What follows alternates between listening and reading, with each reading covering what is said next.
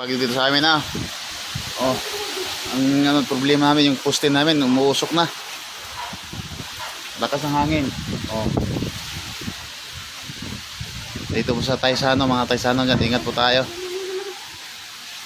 Pumasok na po yung bagyo dito sa amin sa Taysan.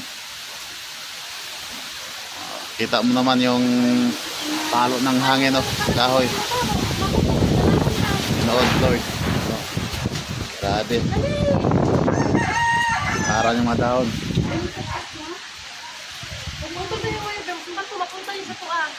Ano din doon nabagsak yan gano'n.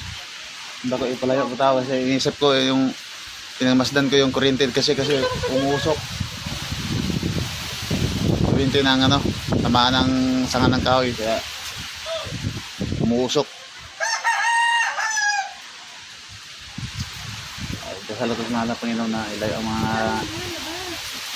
matinding paghangin. Sana ay malampasan natin to at lumabas na bansa natin tong bagyo na ito. Ingat po tayo lahat.